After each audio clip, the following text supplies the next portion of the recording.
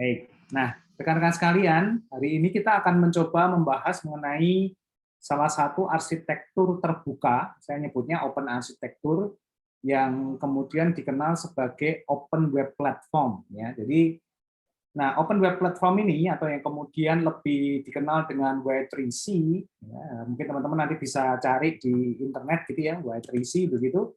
Ini adalah sebuah apa namanya sebuah gerakan atau sebuah inisiatif ya, teman-teman bisa lihat di sini, ini sebuah inisiatif untuk membuat sebuah standar bagaimana semua aplikasi, baik itu aplikasi yang running dalam sebuah environment tertentu, dalam hal ini adalah web based begitu ya, tetapi juga mengakomodir kebutuhan-kebutuhan interaksi dengan platform-platform yang lain.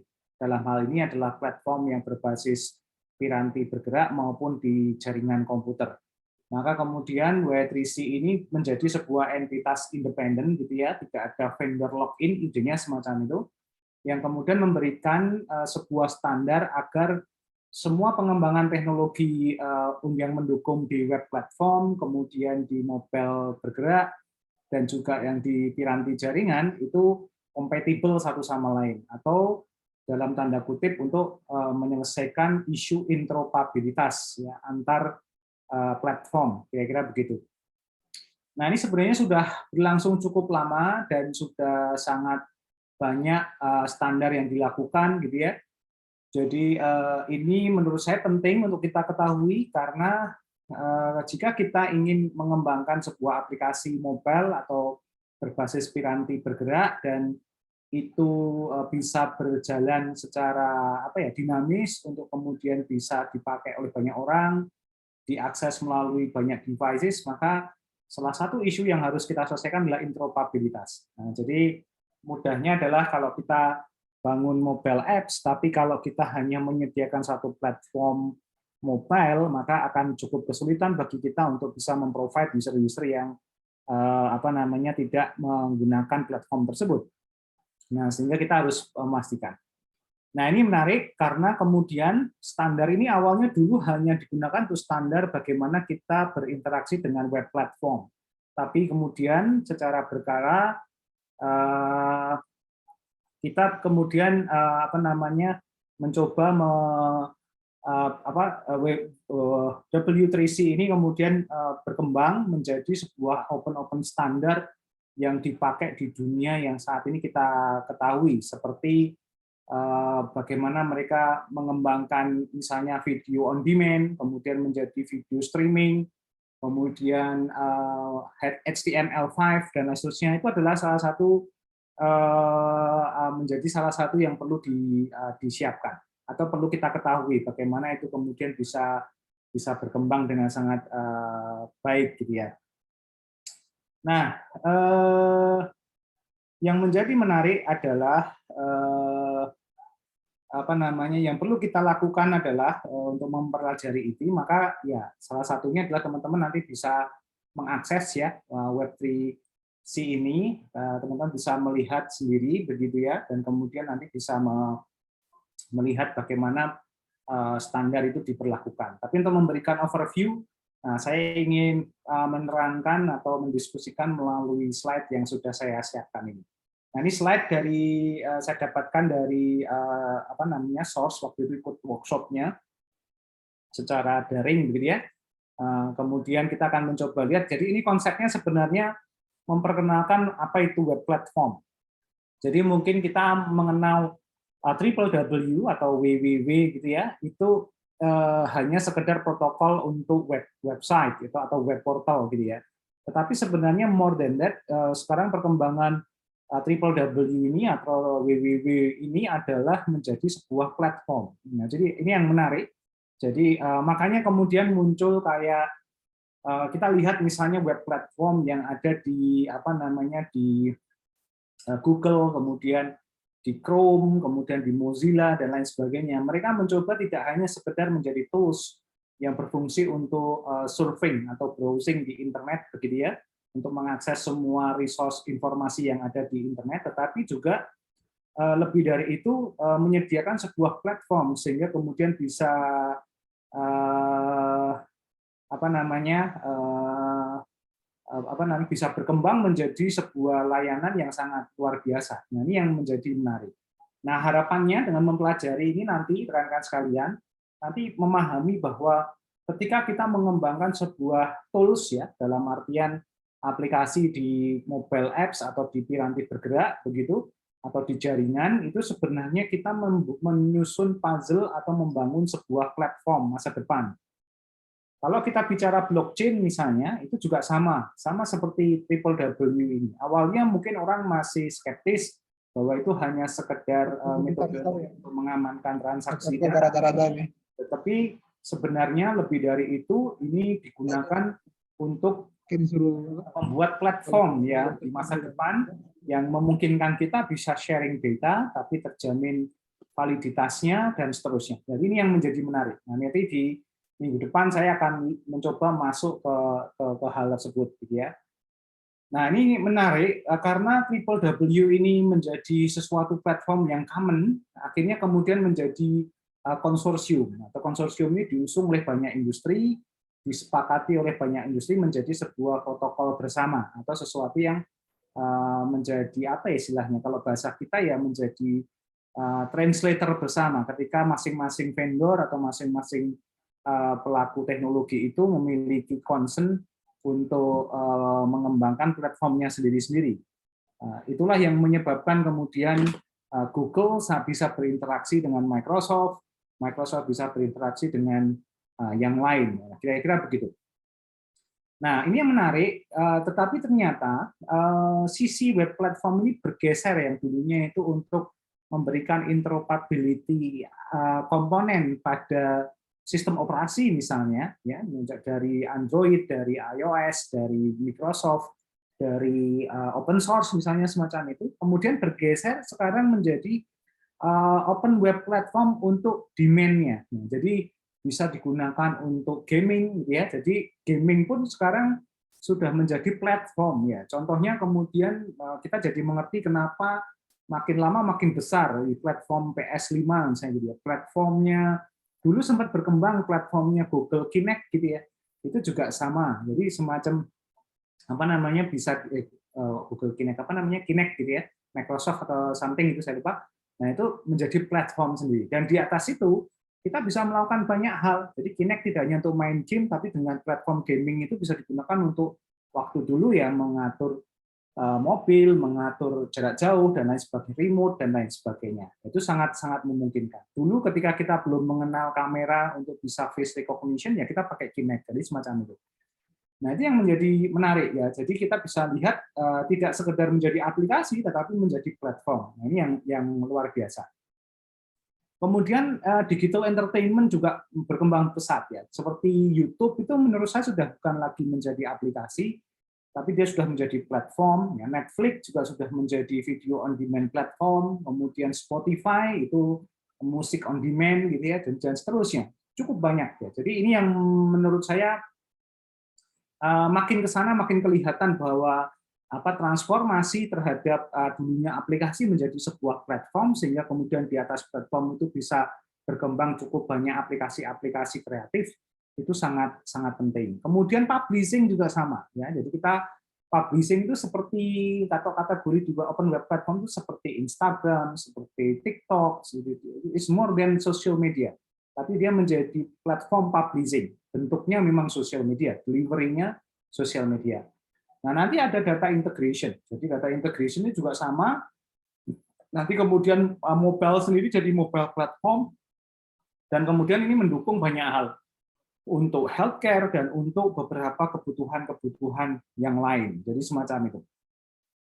Nah, ini adalah tantangan kita bersama untuk mempelajari sehingga harapannya dengan cara pandang ini teman-teman kemudian punya bisa berpikir atau bisa menganalisis bahwa ternyata trennya makin lama akan makin makin menantang bagi kita untuk kemudian menyediakan tidak cuma aplikasi tapi juga platform. Jadi semacam itu. Nah, menariknya teman-teman sekalian, ini mari kita lihat ya. Kenapa kemudian si web yang kita kenal sebagai protokol TripleW ini berkembang atau berubah, bergeser menjadi platform tadi. Nah, menariknya Open Web Platform ini digagas sebagai salah satu bentuk masa depan bahwa yang namanya protokol web itu bisa digunakan untuk multifungsi, bukan hanya untuk mendeliver konten yang bisa diakses melalui browser, tetapi dia menjadi platform for innovation, consolidation, dan juga cost efficiencies. Nah, jadi kayak kita sekarang, mungkin teman-teman mulai berpikir, berapa banyak sih aktivitas kita kalau kita pakai notebook semacam ini, kita pakai sistem operasi sebagai platform, kita beraktivitas di situ, coding segala macam, tetap dengan kita surfing melalui internet. Bahkan coding pun sekarang sudah bisa kita lakukan dengan web browser. Contohnya kita kalau mau main Python ya kita cukup pakai Google Colab, misalnya semacam itu. Nah itu contoh ya bagaimana perubahan cukup signifikan dari sisi penggunaan teknologi tadi. Nah, hal itu kemudian yang mendorong web page ya, di halaman kita sekarang yang kita lihat ya, website atau something, itu tidak hanya sekedar web publishing, tetapi menjadi lebih cantik, bisa lebih interaktif dan juga lebih intelligence. Nah, ini yang menjadi menarik gitu ya. Jadi makanya kemudian muncul konsep atau deliver atau apa kita dikenalkan dengan teknologi HTML5 yang bisa memprovide cross browser interoperability. Nah, jadi semacam itu. Dan ini menghandle cukup banyak hal ya. Nanti pada pertemuan khusus kita akan coba sentuh nih HTML5 itu seperti apa ya. Kemudian video ya, video on demand. Kita dulu tidak pernah membayangkan kita play video itu ya harus di sistem operasi gitu ya, yang menjalankan sistem operasinya. Tapi sekarang kita jadi sangat paham bahwa itu bisa di-play di mana di platform web, misalnya begitu. Kita menggunakan browser nggak cuma untuk akses website, tapi juga untuk play something. Nah, kemudian juga bisa digunakan web platform itu untuk simplified data integration. Contohnya muncul teknologi semacam RSS ya, kemudian SYNS, API, itu adalah salah satu bentuk dorongan kemudian munculnya simplified data integration. Bagaimana data itu terintegrasi dengan cara yang jauh lebih mudah, lebih simple, lebih sederhana, gitu ya. Belum bisa dikatakan instan, tapi jauh-jauh lebih sederhana daripada proses yang terjadi pada umumnya. Dan kemudian web platform itu kemudian menjadi benar-benar platform di berbagai devices. Jadi semacam itu. Ini juga terjadi. Kita mungkin di desktop sudah merasakan. Nanti di mobile menurut saya juga sama. Hampir-hampir semuanya menggunakan web platform. Bahkan aplikasi pun itu juga ada namanya teknologi web view ya. Jadi kita hanya tinggal mengakses website page-nya saja dengan menggunakan aplikasi. Nah, ini yang menjadi menarik. Dan kemudian kita bisa melakukan web platform ini pakai sebagai tools for social networking. Di situ kita bisa atur privacy, security, dan juga identity management itu overlay atau di atas dari web platform tadi. Nah, inilah yang kemudian makin on demand-nya makin tinggi. Di beberapa enterprise, di beberapa corporate atau manufaktur, bahkan menggunakan web platform ini sudah terintegrasi atau konvergen dengan dunia Internet of Things, misalnya gitu, untuk mengontrol SCADA-nya, mengontrol device dan peralatan yang ada di dalam manufacturing tersebut. Nah, ini juga menarik. Nah, sehingga kita bisa melihat bahwa peran dari web platform ini akan semakin besar dan masih menjadi salah satu menurut saya ya future-nya teknologi, terutama di sisi data interoperability dan teknologi interoperability.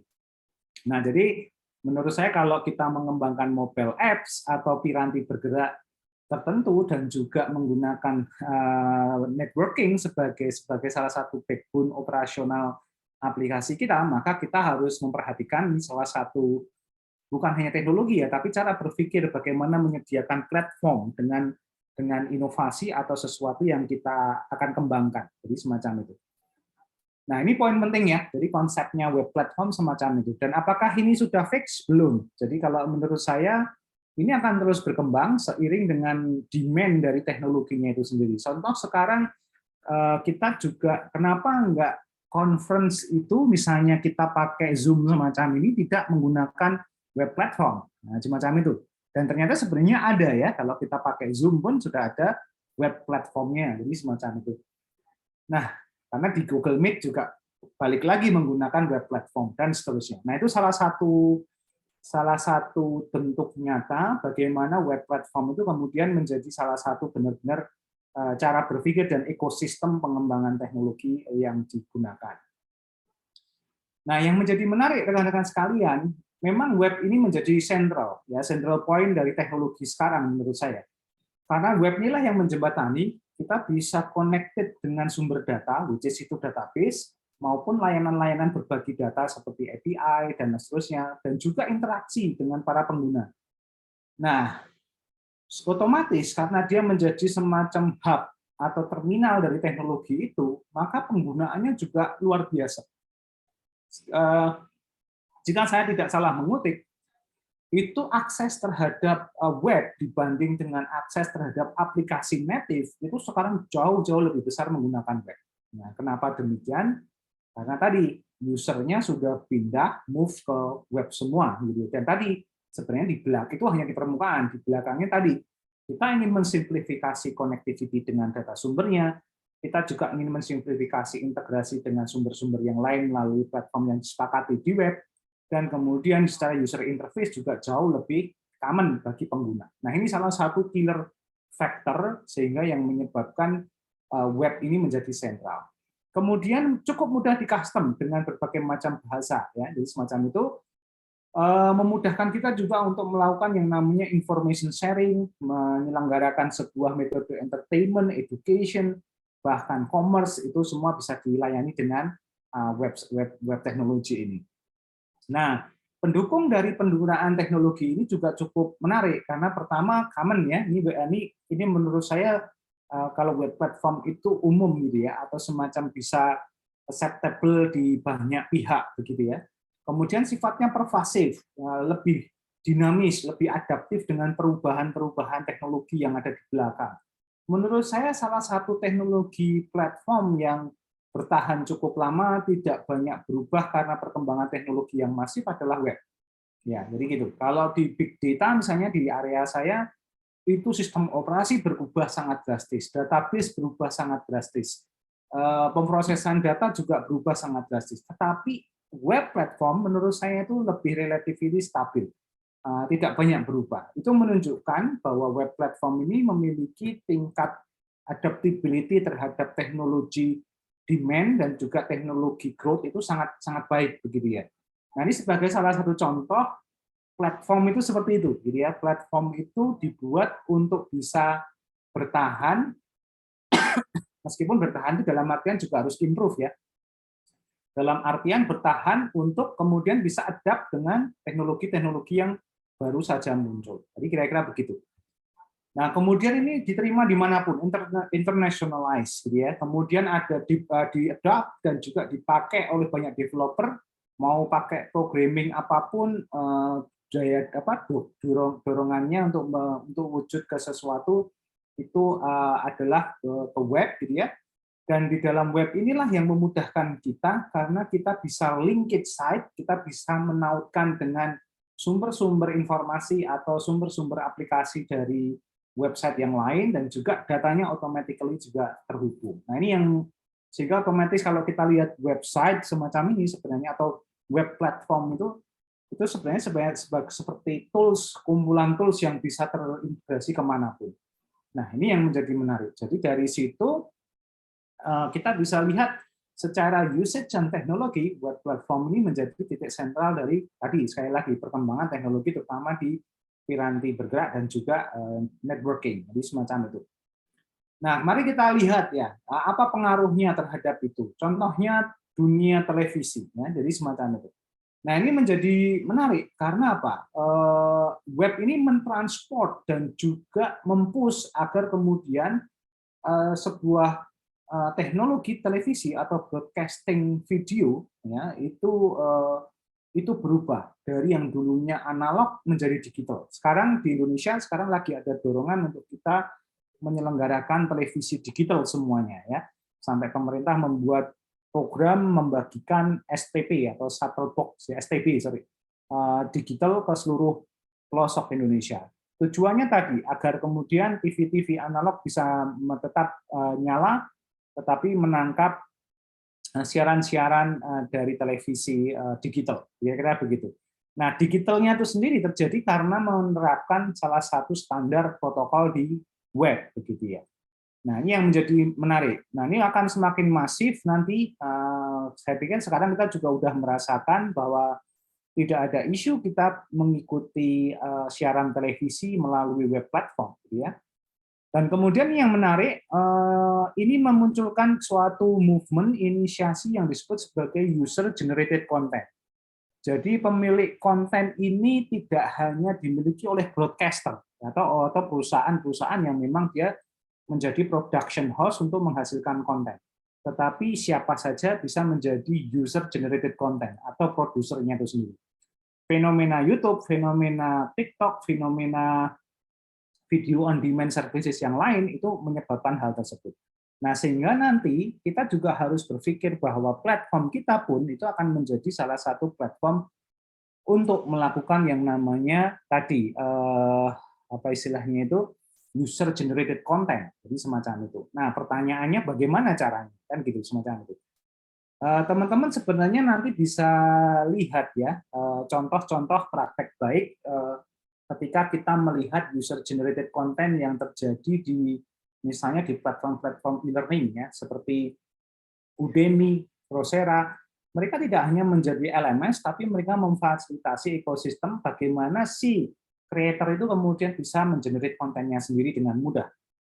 Bahkan ada fitur-fitur yang dia bisa langsung live recording ya di web platformnya tersebut. Jadi bukan seperti YouTube kita harus produksi dulu on-site gitu, hasil rekamannya kita upload misalnya semacam itu.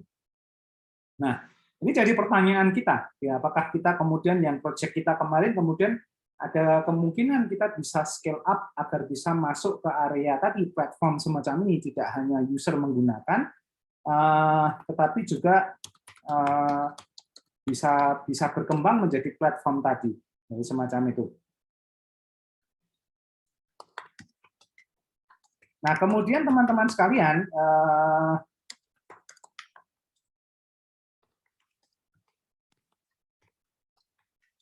kemudian yang menarik lagi adalah dengan adanya web platform ini, nah nanti juga memudahkan kita untuk melakukan sebuah pola konvergensi ya. Jadi bagaimana kita mengintegrasikan berbagai macam teknologi dalam satu web platform, gitu ya.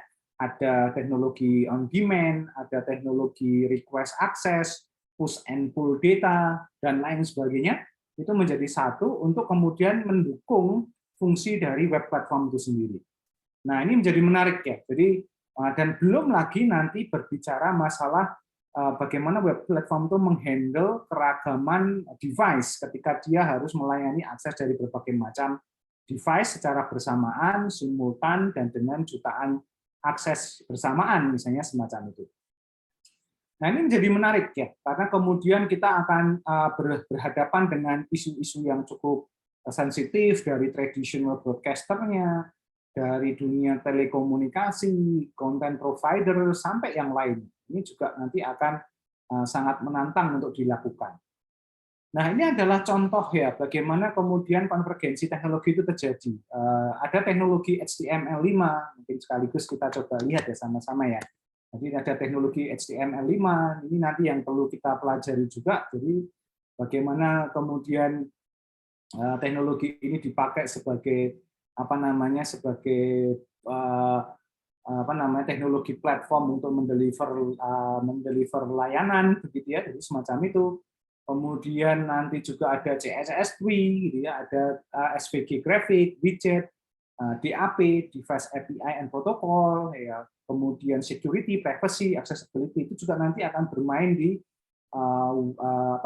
platform untuk television. Jadi ini yang menarik, sehingga kemudian teman-teman nanti ketika mendeliver aplikasi yang sedang dibangunnya saat ini, mulai berpikir bahwa kita juga harus mempertimbangkan aspek-aspek teknologi di web platform semacam ini, misalnya semacam itu. Nah, ini menarik, apa trennya, apa yang harus kita waspadai, ya saat ini yang nampak dan makin kencang demand-nya dari sisi teknologi adalah kebutuhan untuk teknologi yang bisa menghandle kebutuhan untuk multimedia, terutama streaming. Nah, ini menjadi menarik. Kemudian multi device delivery dan juga interaksinya. Nah, ini juga menarik Kemudian juga ada namanya dual screen skenario. Nah, bagaimana kita bisa menghasilkan atau bisa memvisualkan tayangan di web ya dengan berbagai macam bentuk gitu. Kemudian ini sifatnya adaptive streaming of content, jadi bukan lagi based on dari kecepatan bandwidth dari usernya, tapi juga harus adaptif dengan tadi berapa besar konten yang harus di-deliver, jadi semacam itu. Kemudian ini mengenhance viewer experience. Jadi bagaimana kemudian orang itu tidak hanya melihat secara pasif, tapi dia juga kemudian termanjakan dengan viewer experience-nya. Jadi kayak gitu. Mungkin teman-teman akan terasa kalau di rumah atau di kosnya pakai TV digital ya, atau TV berlangganan. Itu kita kan diberikan aplikasi untuk bisa mengakses berbagai macam channel TV dan seterusnya. Nah, semuanya itu sebenarnya all about viewer experience. Nah, ini yang menjadi menarik. Kemudian nanti juga ada home networking. Biasanya nanti ini akan terhadap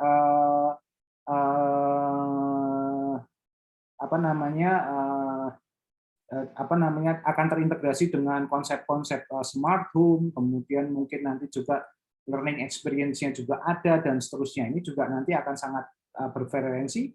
Bahkan sekarang sudah masuk juga itu tentang e-commerce gitu ya. Nah, ini juga menarik gitu ya. Kita bahkan kalau saya lihat misalnya fiturnya IndiHome pun gitu ya misalnya itu kita juga sudah bisa belanja via TV kabelnya. Jadi kan itu contoh bagaimana memungkinkan itu terjadi karena tadi aplikasi yang ditanam dalam setup box-nya IndiHome tadi memang menggunakan web platform tadi. Kemudian ada juga content protection. Jadi bagaimana kita juga ketika mengakses dan menggunakan web platform itu ketika data-data pribadi kita gunakan, maka automatically dia akan menggunakan content protection dan security untuk memastikan tidak keluar. Kemudian juga ada testing dan juga accessibility. Nah, ini contoh ya bagaimana kebutuhan demand ke depan dari sisi web platform itu akan sangat tinggi sekali. Dan ini kembali pertanyaannya, apakah teknologi-teknologi yang selama ini mendukung penyelenggaraan Web3C atau web platform ini seperti HTML5 dan sampai accessibility sudah good enough untuk menyelenggarakan ini. Kalau menurut saya sih sudah good enough ya, tetapi masih perlu enhancement karena demand-nya terutama ini kalau saya lihat demand sama viewer experience-nya itu kan terus berkembang, akan sangat adaptif dan sangat cepat berkembangnya, sehingga itu yang menyebabkan nanti kemungkinan dari sisi web platform harus cepat berkembangnya juga secara teknologi.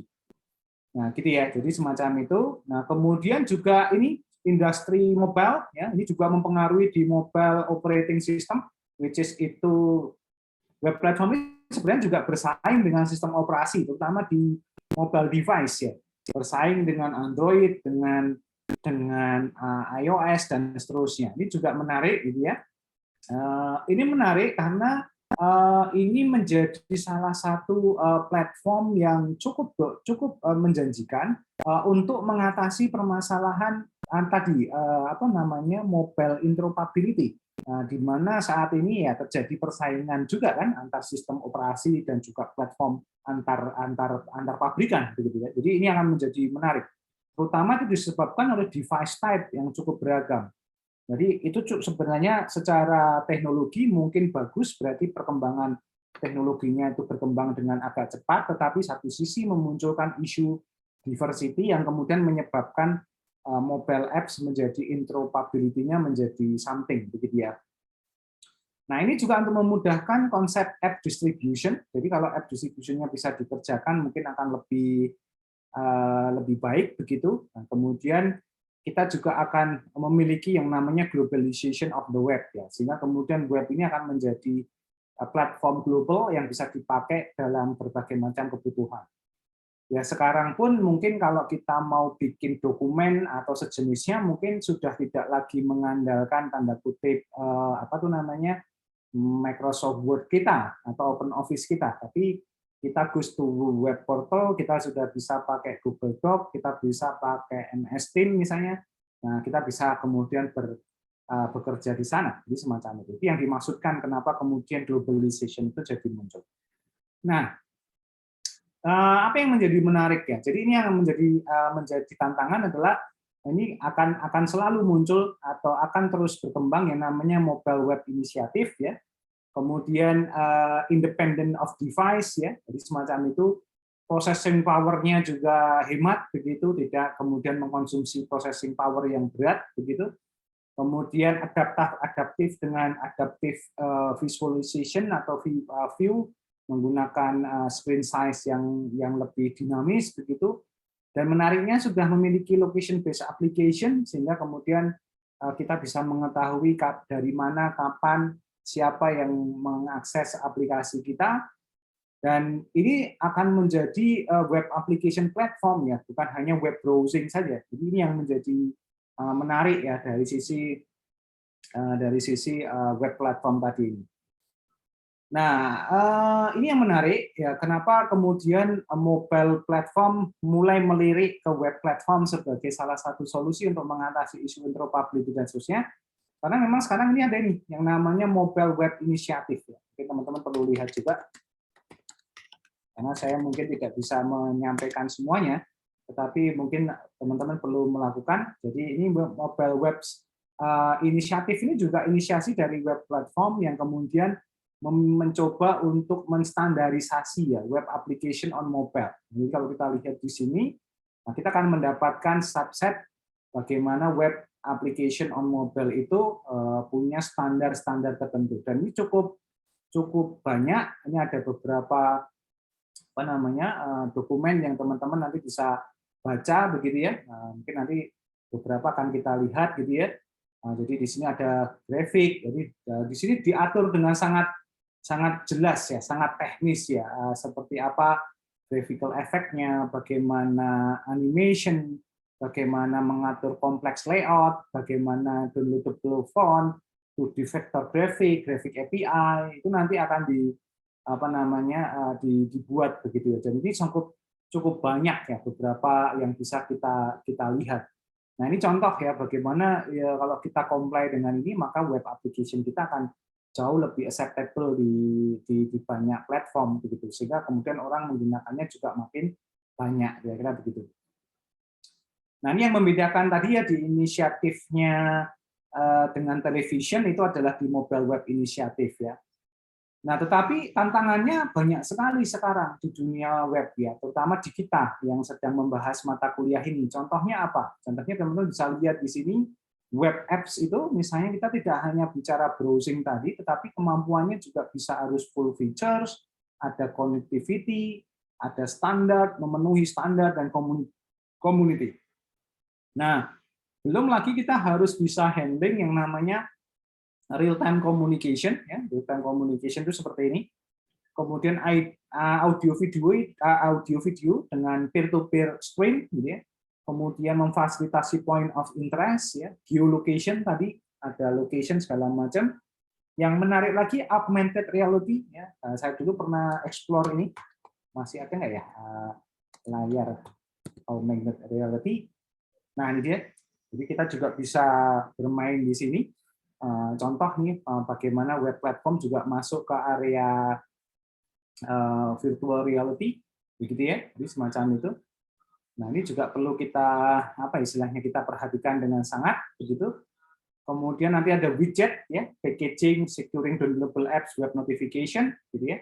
Kemudian nanti ada web event, kemudian ada juga new API ya. Jadi ini terutama nanti kalau berhadapan untuk kepentingan transaksional seperti menggunakan NFC, menggunakan Bluetooth dan lain sebagainya, which is juga ada kemungkinan itu membuat possibility terjadinya breach gitu ya. Kemudian bagaimana sinkronisasi dengan offline storage apabila kemudian aplikasi atau mobile apps yang kita buat itu tidak dalam mood harus selalu online terus gitu ya. Nah, kemudian juga mobile web for social development. Nah, bagaimana kita bisa membuat mobile apps ini untuk kepentingan pengembangan sosial, jadi semacam itu. Nah, kemudian yang menarik lagi adalah ini juga gaming ya. Ini gaming tuh saya harus mengatakan kita harus bahas ini. Karena ini adalah salah satu contoh real bagaimana penerapan web platform itu benar-benar mengubah landscape industri. Jadi semacam itu. Mohon maaf sebentar. Nah, kenapa saya bilang begitu? Karena industri gaming ini sangat sekali high demand dan high volume demand. Jadi tidak hanya bicara bagaimana dia itu kebutuhan teknologi pendukungnya yang luar biasa, tapi juga proses pengembangan atau adaptability terhadap teknologinya itu cukup luar biasa. Nah, sekarang kita sudah tidak bisa lagi membedakan gitu ya, interaksi di dunia gaming dengan di dunia nyata itu sudah standarnya sudah hampir sama. Kalau kita pakai fitur misalnya di beberapa konsol game misalnya gitu ya, kita inginnya ya kalau tangan gerak di sana juga gerak langsung, tidak boleh ada delay, tidak boleh ada terasa delay, semacam itu. Nah, itu bicara masalah protokol, bicara masalah network, bagaimana protokol yang dipakai dan seterusnya. Nah, ini yang menjadi tantangan sebenarnya bagaimana kemudian itu akan menjadi sangat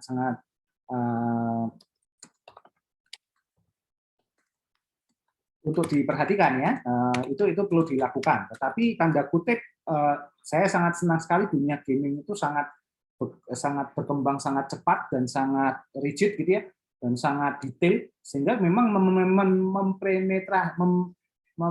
mempenetrasi teknologi itu sangat baik gitu ya, sehingga teknologinya harus memenuhi itu dengan sangat presisi, jadi semacam itu.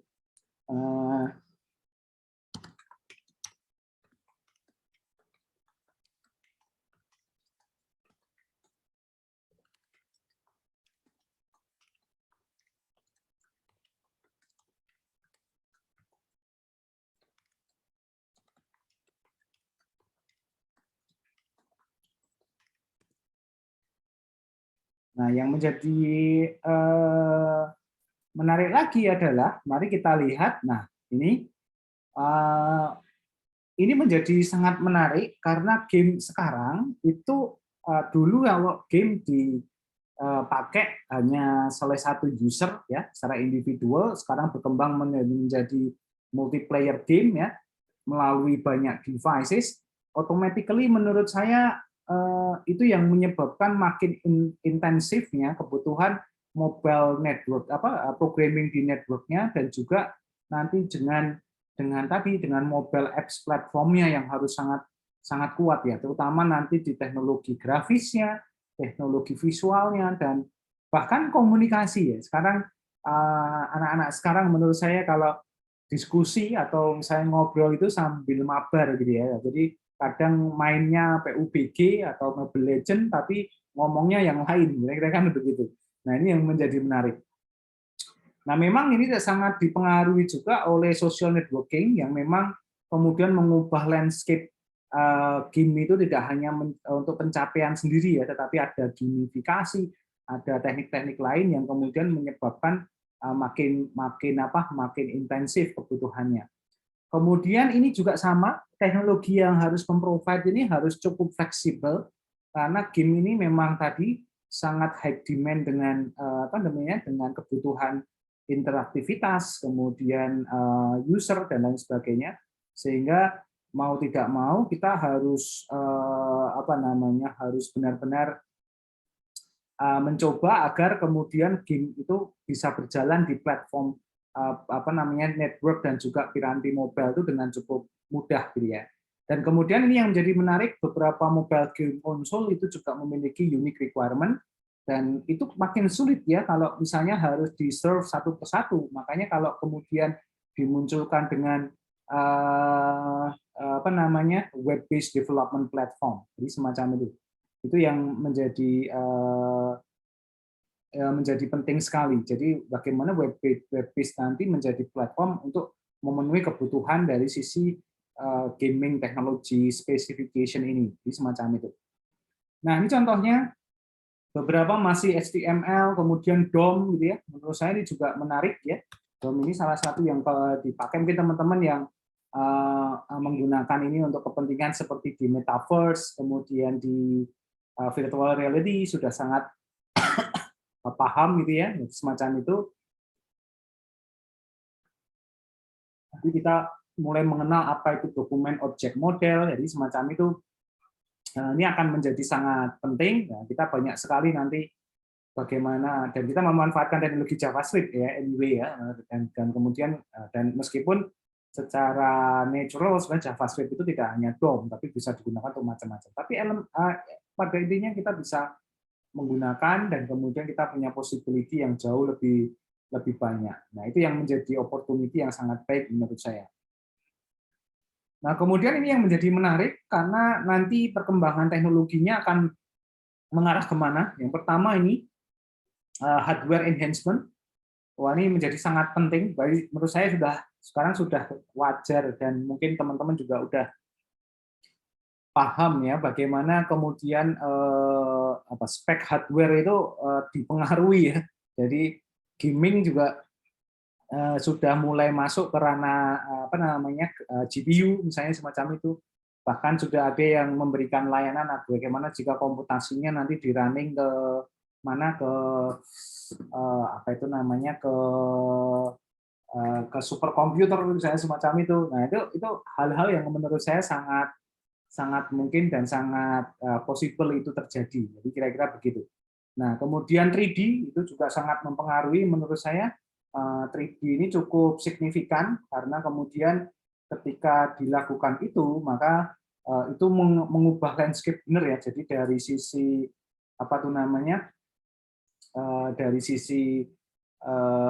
dari sisi pengembangan pengembangan teknologinya, kemudian juga dari sisi yang lain itu bisa berkembang dengan sangat baik begitu ya. Bahkan web platformnya juga berubah bentuknya, jadi tidak hanya seperti yang kita kenal saat inilah mudahnya semacam itu, karena dihadapkan dengan kita harus bisa menyediakan platform yang bisa running dari hal-hal yang sifatnya itu simple sampai hal-hal yang sifatnya itu sangat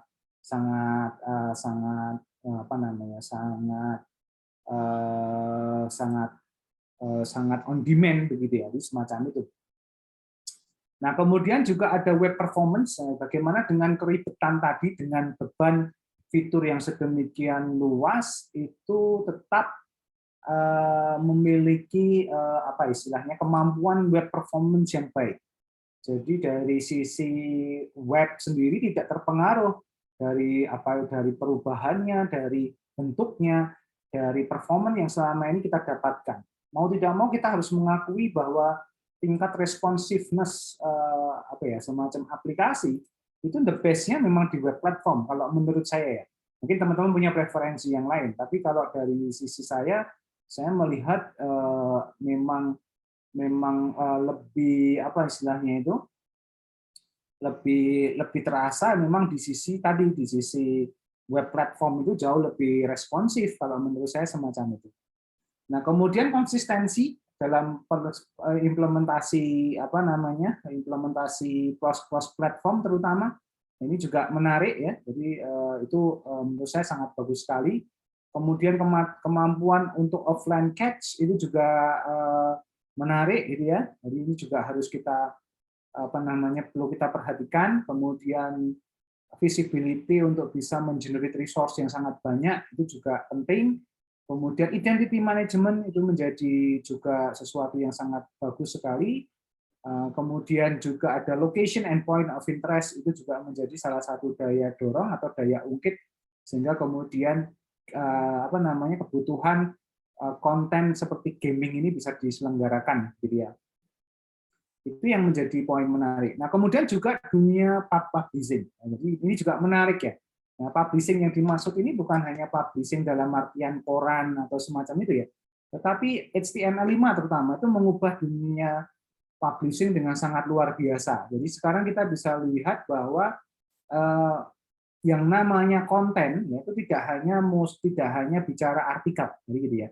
Jadi tidak hanya kita menyebutnya hanya berupa artikel saja, tapi juga sekarang news itu ada artikel, ada video pendek, ada reportase, dan bahkan banyak yang lain. Bahkan di sosial media pun kita anggap itu juga sebagai sebuah bentuk dari media, jadi semacam itu. Nah, sehingga ini menjadi menarik karena kita harus menyediakan convenient access ya, akses yang memudahkan, yang tidak membebani penggunanya atau tidak membebani akses pengguna. kemudian memudahkan dalam pricing model. Nah, kadang kalau kita lihat, kalau kita beli koran di pinggir jalan itu mungkin harganya masih murah ya, 2.000, 4.000, tapi kita dapat semua halaman. Padahal mungkin yang kita butuhkan hanya baca headline-nya saja. Nah, itu ide bagaimana model pricing model yang bervariasi. Kemudian juga ada linkage data. Nah, kemudian ini juga menarik bagaimana web platform itu memudahkan kita untuk saling linkage dengan sumber berita yang lain sehingga accessibility-nya menjadi lebih besar atau peluang untuk terbaca oleh orang lain cukup besar. Kemudian memudahkan representation, ya, memudahkan representasi dari konten, dan kemudian ini memfasilitasi adanya electronic book reader book-nya. Jadi ini yang menjadi penting juga, gitu ya. Nah, ini menjadi menarik karena kita berhadapan tidak hanya dengan HTML, kemudian kita juga ada XML, XLS, gitu ya. Ini semantik web. Nah, ini kita harus ketahui juga karena ini adalah menjadi teknologi-teknologi kunci yang bisa mendengar bisa memudahkan kita untuk mengetahui platform berbagi data atau informasi di web platform. Jadi semacam itu. Jadi cukup banyak ya. Nanti kita bisa menautkan dengan linkage data. Jadi semantik web ini salah satu yang dipropose sebagai salah satu standar di web 3C ya gitu, sehingga kemudian kita bisa mengetahui apa saja yang harus kita perhatikan di sini. Jadi semacam itu. Nah, kemudian juga ini next generation priorities for publishing document and data. Nah, ini biasanya memang provenance ini menjadi penting ya, linkage data. Jadi makin banyak tautan makin bagus. Nah, jadi makanya kenapa kemudian web platform itu menjadi salah satu teknologi inti dari sisi linkage datanya tadi. Nah, kemudian ini yang menarik, begitu kita punya web platform, maka kita punya kemampuan untuk menggovernment data atau melakukan tata kelola data. Nah, ini akan meningkatkan yang namanya transparansi, efisiensi, dan lowering cost juga. Nah, ini menjadi menarik karena memang di sisi ini kita bisa melihat bahwa web platform ini mengubah bagaimana public service itu menjadi lebih natural. Jadi kira-kira begitu. Jadi kita bisa menghilangkan gap yang selama ini ada, bahwa misalnya ya, kalau kita mau pergi kemana-mana pun kita masih ingat mungkin harus bawa sertifikat vaksin COVID. Ya. Tapi dengan web platform, kita tinggal akses aplikasi Peduli Lindungi, dia kemudian pakai web view, akses ke sentra vaksin card-nya, generate card-nya, kemudian kita bisa display-kan. Simple as that. Itu yang disebut sebagai web replace paper forms. Ya. Nah, kemudian membuat menjadi digital access itu menjadi hak ya, bukan lagi privilege gitu. Jadi menjadi hak esensial dari semua orang. Kira-kira begitu. Dan kemudian ya tadi fenomena social networking ini menjadi trigger untuk kemudian menyebabkan kita punya banyak hal ya, punya banyak isu dan seterusnya. Nah, ini contohnya, jadi kita punya model beberapa pendekatan teknologi, mungkin saya ambilkan yang ini, Web Accessibility Initiative, itu juga salah satu produk dari Web3C, di mana kita bisa melihat standar dan juga bagaimana melakukan standarisasi terhadap accessibility. Ini juga menjadi penting untuk kemudian teman-teman pahami, ya. Nanti teman-teman bisa pelajari, tapi mungkin mulai minggu depan saya akan mulai menjelaskan satu persatu apa inti dari masing-masing standar tersebut. Ini hari ini saya coba untuk share dulu konsepnya, kira-kira begitu ya. Nah, kemudian ini juga sama, nanti ada web of data, ya. Kemudian ini salah satu yang dari kalau kita bicara web platform, tapi di belakangnya itu sebenarnya web of data. Jadi bukan hanya linkage, tapi juga datanya itu on the web, gitu ya. Nah, karena ini agak simalakama karena datanya itu on the web, nah bisa jadi datanya itu menjadi accessible dan shareable untuk siapapun yang bisa join dan akses ke web platform tadi. Nah, jadi ini makanya disebut sebagai mengakselerasi open linkage data. Makanya kemudian linkage datanya menjadi lebih mudah dilakukan. Jadi keterkaitan data itu makin mudah. Dengan kata lain, sebenarnya kita punya cara sekarang bagaimana mengintegrasikan data. Caranya gimana? Pakai open web platform, jadi semacam itu. Kemudian nanti memungkinkan kita data integration. Nah, ini juga menjadi menarik karena across agencies gitu ya dan lain sebagainya. Kemudian accessibility ini juga menarik karena nanti kita bisa authoring konten gitu ya, kemudian melakukan caption terhadap video dan seterusnya. Dan kemudian yang menarik lagi adalah ini enhance security and privacy. Even kita masukkan dalam open web platform, tapi security and privacy tetap masih menjadi concern utama dari government data. Nah, yang menarik lagi ini juga mempush transformasi di device ya. Device juga berubah karena adanya platform ini menjadi the web is everywhere, ada di mana saja. Mau desktop, laptop maupun range device yang lain itu biasanya akan mengadopsi web platform. Nah, karena apa? Namun kemudahan sehingga kemudian device itu akan sangat mudah mengakses ke sumber-sumber data yang ada di web. Nah, kemudian even itu device dibuat atau dikembangkan oleh beberapa manufaktur yang berbeda, tapi asal dia itu memiliki platform yang sama, saya pikir tidak ada masalah dari situ. Nah, kemudian ya ini akan menjadi ada di mana-mana menurut saya, seperti autonomous car, kemudian kayak Tesla, mungkin sekarang yang mobil listrik akan integrated dan memasukkan mobile web ini akan menjadi salah satu fitur yang ada di sana. Kemudian juga ada silicon manufacture, device manufacture itu akan mencoba melakukan optimasi performance. Itu yang saya tangkap ketika saya bicara dengan AMD, dengan Nvidia, mereka berbondong-bondong untuk mencoba mengoptimasi performance dari chipsetnya, kemudian processing unitnya untuk kemudian mendukung terjadinya itu. Nah, kemudian di mobile device inilah yang juga kemudian memunculkan namanya Mobile Web Initiative. Ini juga teman-teman perlu perhatikan benar. Nanti link-linknya juga akan saya sampaikan di di elok ya, biar teman-teman mudah untuk nanti mempelajari. Jadi ini juga sama. Jadi tadi sudah saya sampaikan ya, ini Mobile Web 3C-nya menjadi salah satu penting gitu. Kemudian device manufacturer juga penting. Ini yang nanti kemudian device manufacturer akan memperhitungkan kalau memang kita menggunakan web platform, maka akan bicara tentang lebih ke arah performance gitu ya. Kemudian speknya itu dikunci dari lebih awal, lebih banyak testing agar interoperability-nya jalan.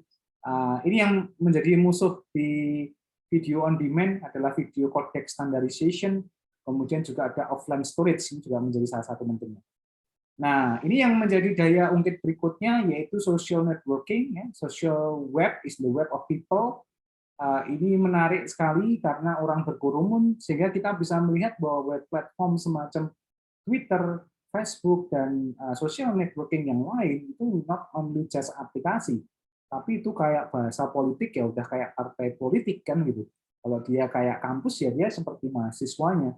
Jadi pergerakan bahkan kadang yang terjadi di dalam web platform itu bisa mempengaruhi dunia fisiknya. Nah, harusnya kan kebalik ya.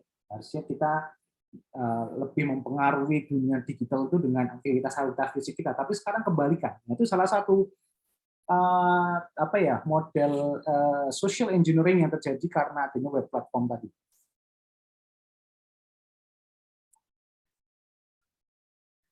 Nah, kemudian ini juga menarik. Nanti akan berhadapan dengan performance terus.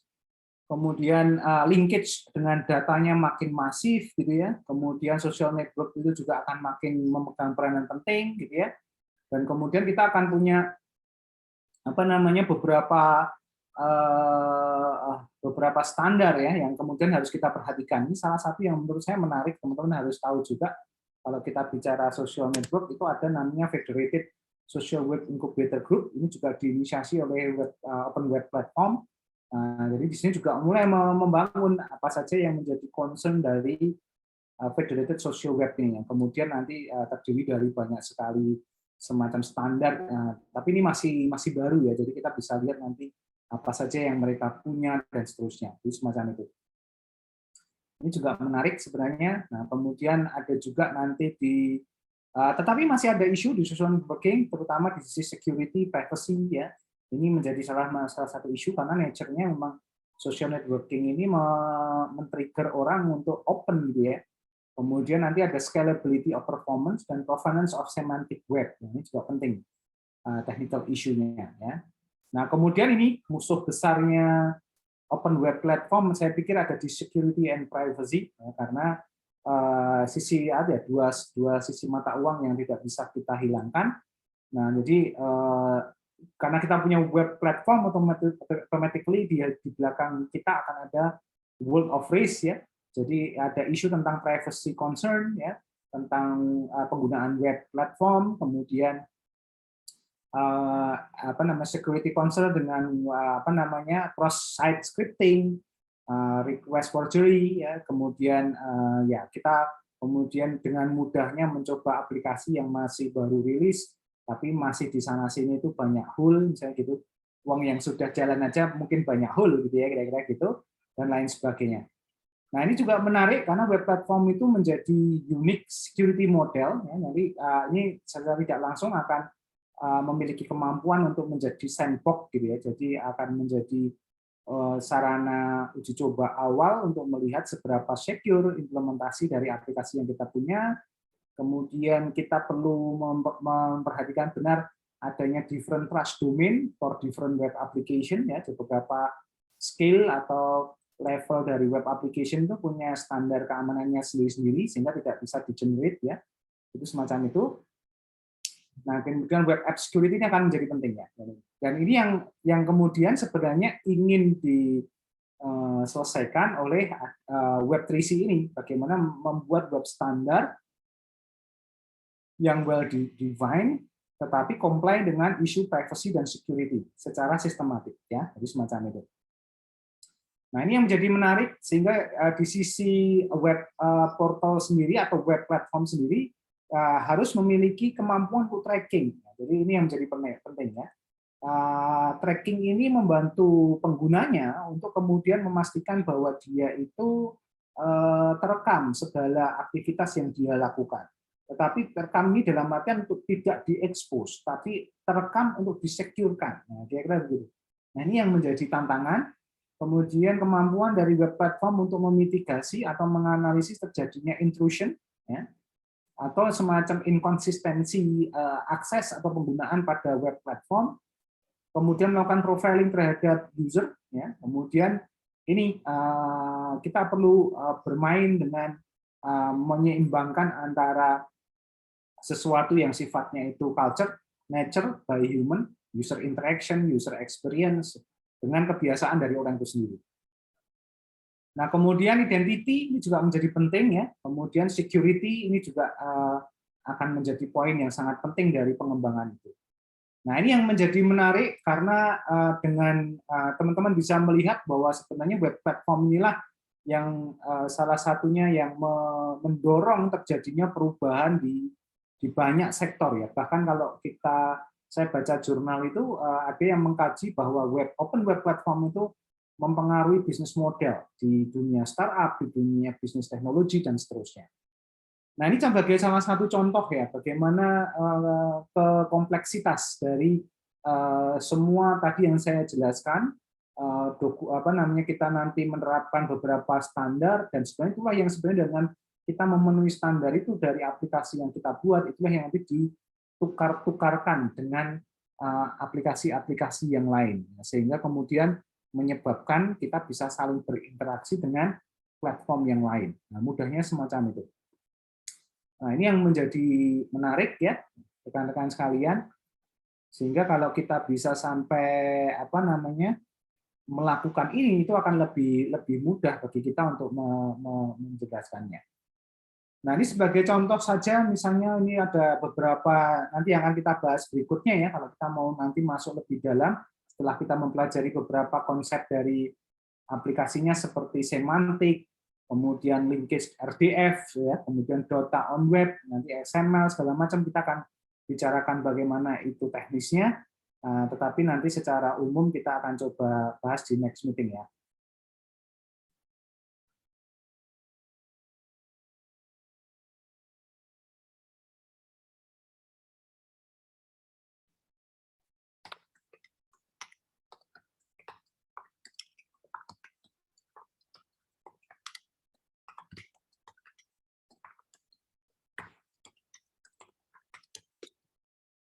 Nah, Nah, kemudian yang menarik lagi rekan-rekan sekalian, nanti industrinya juga makin banyak yang akan bergabung ya.